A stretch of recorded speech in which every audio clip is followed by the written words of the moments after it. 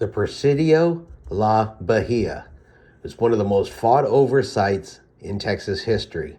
The Persidio La Bahia was originally established near Matagorda Bay in 1721 to prevent future French landings in the area and to protect the local missions. It has been relocated twice before finally moving here to the San Antonio River in 1749.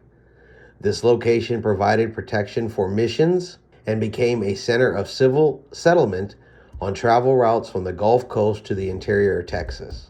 So this Presidio was one of the most fought over sites in Texas. Every attempt to change the order of government in colonial Texas involved the capture of this fort. In 1812, it was the site of the longest siege in Texas military history. 9 years later, it was the target of an American force attempting to conquer Texas for the United States. The Presidio Chapel was the site of the signing of the first Declaration of Independence in 1835. And during the Texas Revolution in 1836, it served briefly as the headquarters for the Texas forces under Finan, and then as their temporary prison after they were defeated. The fort was reconstructed in the 1960s by the Catherine Stoner O'Connor Foundation and appears today as it did at the time of the Texas Revolution. A presidio is a Spanish fort built to secure an area and to provide protection to nearby missions, their personnel, their Indian converts, and the local population. It represented the king's authority over the frontier. A military garrison of soldiers lived here with their families.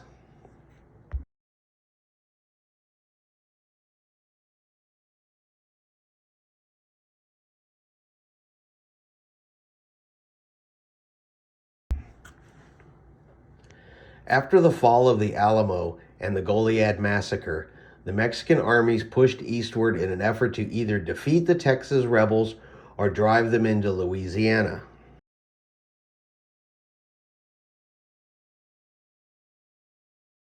Santa Anna and his troops were engaged and soundly defeated by the Texas Army on the plains of San Jacinto to the rallying cries of "Remember Goliad" and "Remember the Alamo."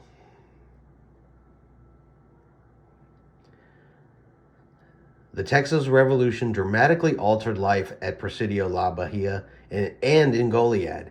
In the spring of 1836, Texas troops returned to the old fort town and placed it under the control of the newly established Republic of Texas. War had severely disrupted life in the region. Many Tejanos who had opposed the revolution fled to the relative safety of outlying ranches.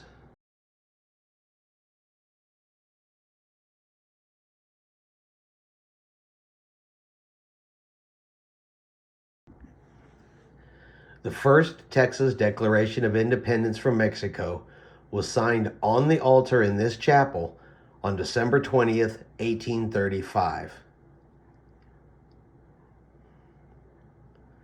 Services continue to be held in this chapel almost continuously since its initial establishment.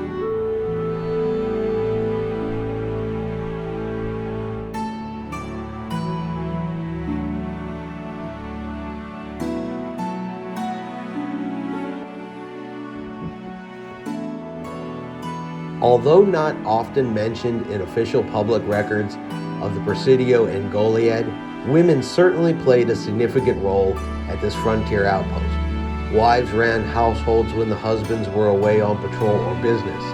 In the absence of a school or a hospital, women served as teachers and caregivers. They also brought an air of social grace to public and private functions.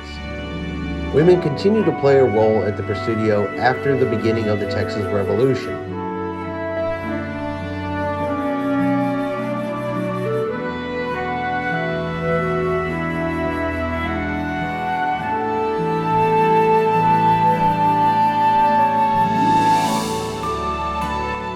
When not on duty, soldiers spent time with their families. Single men were quartered in the barracks, but married men often stayed in small huts outside the fort.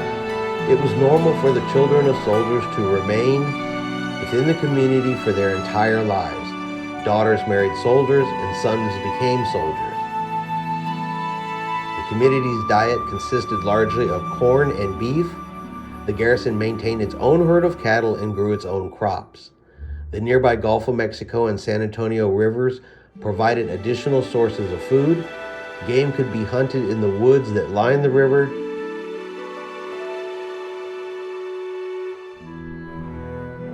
And as the community of Goliad grew, the garrison increasingly depended on the civilian population for its food supplies.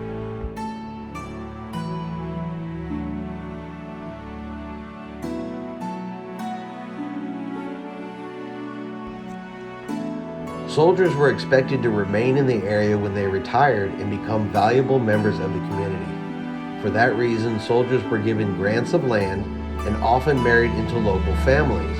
Wives and children, therefore, were all part of life at the Persidio.